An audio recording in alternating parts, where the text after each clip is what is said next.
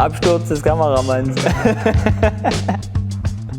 Hi, ich bin der Flo von Bike24 und wir schauen uns heute mal die Vorteile von Rode Tubeless an und wie das Ganze montiert wird.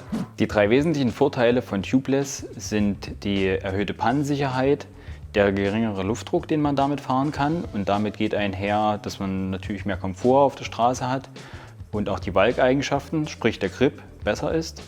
Und in den meisten Fällen auch der Rollwiderstand verringert wird im Vergleich zum herkömmlichen Schlauch.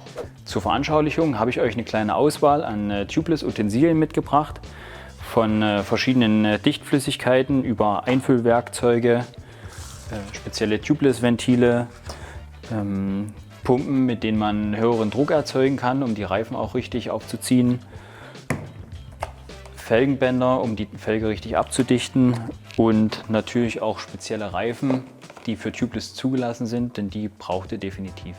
Ganz ohne Werkzeug geht es natürlich nicht. Was wir dafür brauchen, haben wir hier unten mal für euch aufgelistet. Das ist eine Schere, ein Reifenheber, ein Tuch und eine Luftpumpe. Damit ihr das zu Hause auch gut nachvollziehen könnt, gehen wir das jetzt Step by Step durch und ihr könnt eigentlich direkt mitmachen. Ganz wichtig natürlich ist auch der entsprechende Laufradsatz, der Tubeless gemacht werden soll. Wir haben hier einen Laufradsatz von Zipp, der zudem noch die Eigenheit hat, dass er Hookless Felgenhörner besitzt. Das heißt, wenn ihr mal genau guckt, die Felge hat keinen Haken und der Reifen sitzt dadurch nur wirklich durch den Anpressdruck direkt an der Felge. Da müsst ihr ganz speziell bei der Reifenwahl darauf achten, dass auch die Reifen für Hookless-Felgen zugelassen sind. Die Informationen findet ihr entweder bei uns im Shop oder auch auf den Herstellerseiten. Wir haben uns für eine Pirelli-Reifen entschieden in 28er Breite, die auch sehr gut zu dem breiten 23er Felgenbett passen von den Zipp-Laufrädern. Ein kleiner Hinweis am Rand: Für alle Tubeless-Neulinge sind eigentlich diese Tubeless-Kits perfekt, gibt es auch von verschiedenen Herstellern. Hier müsst ihr einfach nur darauf achten, dass ihr die richtige Laufradgröße und entsprechend auch die passende Felgenbreite auswählt. In den Tubeless-Kits sind in der Regel 2 Fläschchen mit Dichtmilch enthalten, die um die 60 Milliliter Inhalt haben. Das heißt, wenn wir für einen Rennradreifen ca. 30 Milliliter benötigen, brauchen wir eigentlich nur ein Fläschchen. Zudem Felgenband, natürlich ganz wichtig, und noch Tubeless-Ventile und ein Werkzeug, um die Ventileinsätze zu entfernen. Also wie schon gesagt, die Zipp-Laufräder haben eine Maulweite oder Innenweite von 23 mm. Das Felgenband wählt man meistens 1 bis 2 mm breiter, damit es auch richtig in das Felgenbett reingeht und bis zu den Seiten abschließend ist. Am einfachsten ist es eigentlich, wenn man sich kurz hinsetzt dazu. Ich beginne meistens mit dem Kleben 1 bis 2 Ventillöcher, 1 bis 2 Felgenlöcher nach dem Ventil. Ihr seht hier die Ventilbohrung.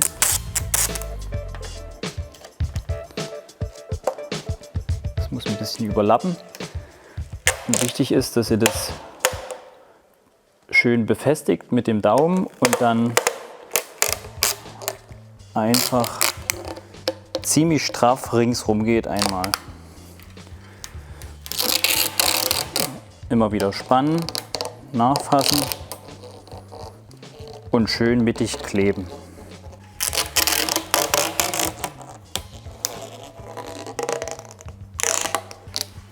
Ihr seht hier, das Band sitzt perfekt in der Mitte und geht auch noch leicht an den Flanken nach oben. Jetzt sind wir an der Überlappung und kleben auch hier nochmal ein Stück über das Ventilloch hinaus. Das könnt ihr kurz erfühlen. Klebt das schön straff fest. Ihr könnt es mit dem Daumen nochmal richtig andrücken und dann mit einer scharfen Schere einfach abschneiden.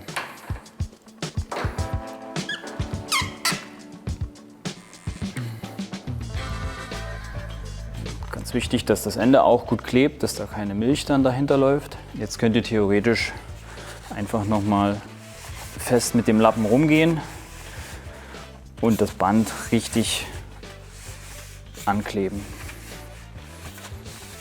Als nächstes sucht ihr euch wieder das Felgenloch für das Ventil. Das ist genau hier. Ihr könnt theoretisch, um euch das Loch genau zu markieren, mit dem Ventil oder einem anderen spitzen Gegenstand von unten quasi den Punkt markieren, wo der Durchstich erfolgen soll. So, ihr seht jetzt hier, würde das Ventil von unten kommen. Das heißt, ich markiere mir das leicht mit leichtem Druck. Sehe dann, wo die Stelle oben ist und drücke vorsichtig das Ventil genau an der Stelle durch.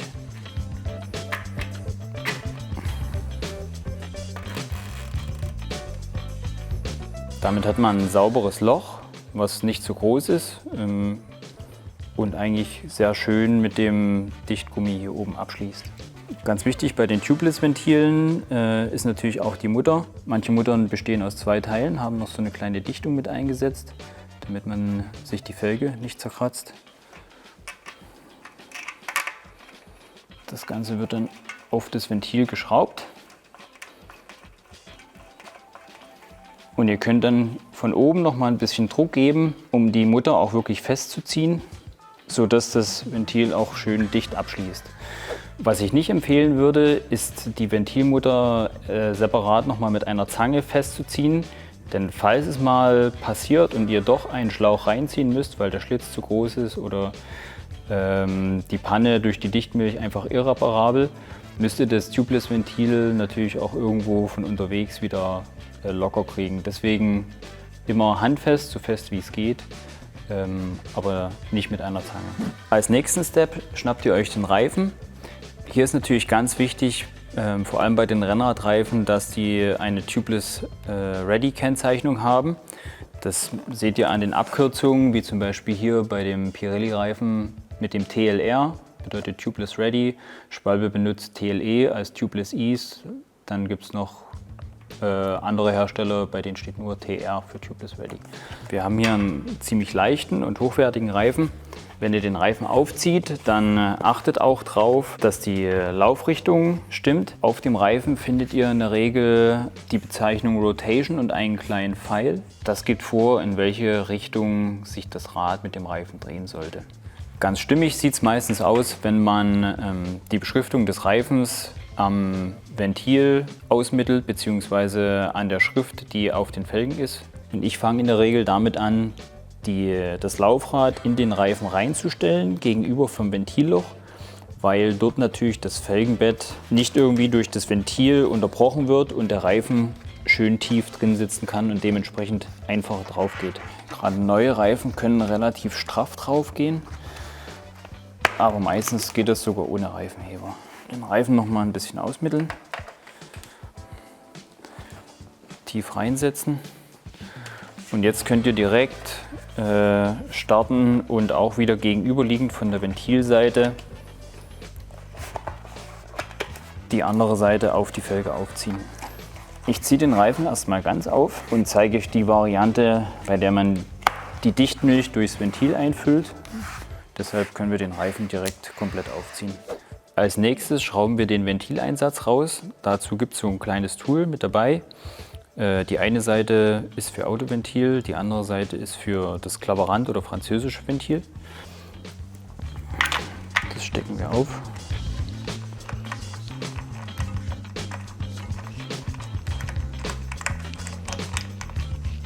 Und können so den Ventileinsatz entfernen. Die kleinen Fläschchen haben meistens noch so eine Verschlussabdeckung drauf. Die muss als erstes natürlich entfernt werden. Deckel drauf. Ganz wichtig, gut schütteln, damit sich auch die Latexpartikel entsprechend gut in der Flüssigkeit verteilen und dann auch im Reifen. Das Praktische an den kleinen Fläschchen ist, dass die eigentlich ziemlich gut auf die Ventile drauf passen und man so keine weiteren Werkzeuge oder Utensilien braucht, um die Flüssigkeit in den Reifen zu bekommen. Praktisch und hilfreich ist es, wenn ihr einen kleinen Lappen bereitlegt oder einfach direkt drunter legt, falls ihr das im heimischen Wohnzimmer macht, denn die Milch hinterlässt gerne Flecken, die nicht mehr oder nur schwer weggehen.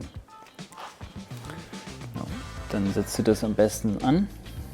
Ich drücke dann so stoßweise peu à peu ungefähr die halbe Flasche rein. Dann könnt ihr wieder das Ventil nehmen.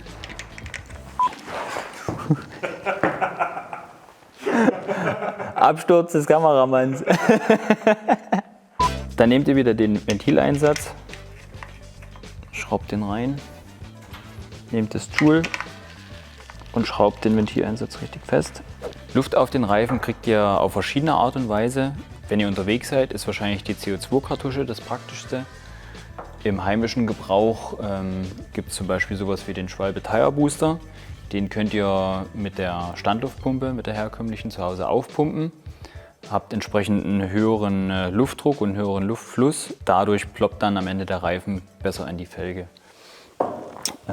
Was auch noch gängig ist eine Tubeless-Pumpe mit einem Reservoir, was man aufpumpen kann. Das funktioniert also ähnlich wie der Tire Booster. Wir sind hier bei uns in der Werkstatt und haben natürlich einen Kompressor und den nutze ich auch heute mal. Ganz wichtig beim Aufpumpen ist natürlich, dass ihr auch die Herstellervorgaben für den Luftdruck beachtet. Bei diesem Pirelli sind das 4,5 bis 7 Bar.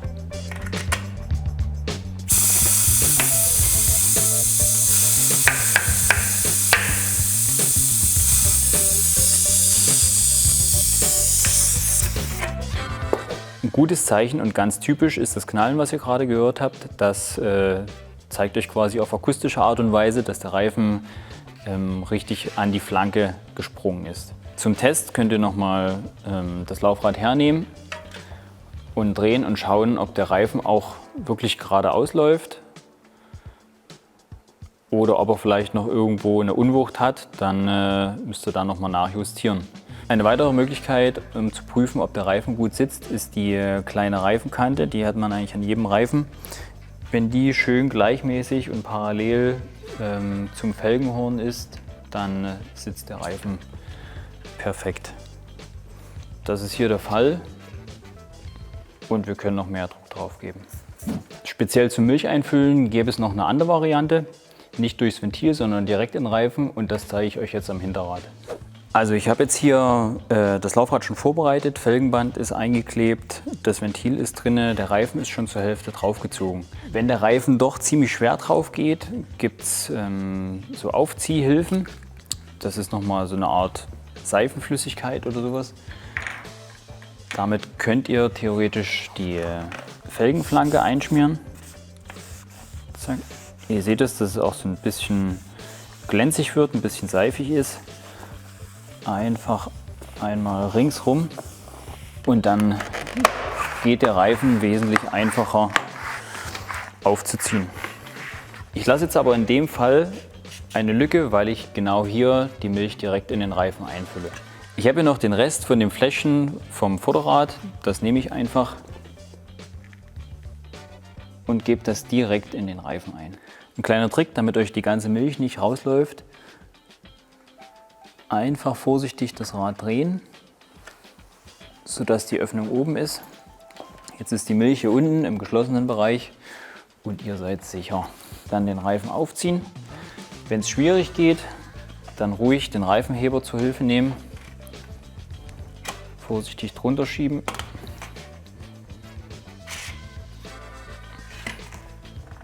Und peu à peu raufhebeln. Gucken, dass der Reifen gut sitzt, dass er auch das Ventil ordentlich abschließt und jetzt können wir wieder aufpumpen. Diesmal nehme ich meine Reservoirpumpe. Ich habe das Reservoir geschlossen und pumpe jetzt sozusagen erstmal den Zylinder auf. Dann schließe ich die Pumpe an das Ventil an, sichere das Ganze ein bisschen mit der Hand und lege den Hebel um und dann strömt die Luft in den Reifen. Wichtig ist, dass ihr dann das Laufrad nehmt und die Milch entsprechend nochmal wirklich gut verteilt, dass sie auch wirklich alle Stellen abdichten kann. Noch ein paar Runden gedreht und dann hat sich die Milch eigentlich schon ganz gut verteilt. Es ist gut möglich, dass ihr, wenn ihr dann das erste Mal fahren geht, nochmal nachpumpen müsst am nächsten Tag. Oder dass es sogar die nächsten 1 bis 2 Male noch der Fall sein wird, dass ihr nachpumpen müsst. Aber in der Regel sind die Reifen dann nach 1-2 Mal fahren auch dicht. So, ihr habt gesehen, wie einfach das Ganze ist. Ich würde sagen, wenn ihr das zu Hause macht, pro Rad oder pro Reifen 5 bis 10 Minuten einplanen. Beim ersten Mal vielleicht ein bisschen mehr, aber an und für sich ist es keine große Sache und fix für jeden daheim gemacht. Wenn ihr noch Fragen oder Anregungen habt, schreibt es einfach bei uns in die Kommentare. Eine große Auswahl an Zubehör gibt es bei uns im Shop, wie ihr gesehen habt. Und ansonsten bleibt mir eigentlich nichts anderes zu sagen als vielen Dank fürs Zusehen und wir sehen uns beim nächsten Video. Euer Flo.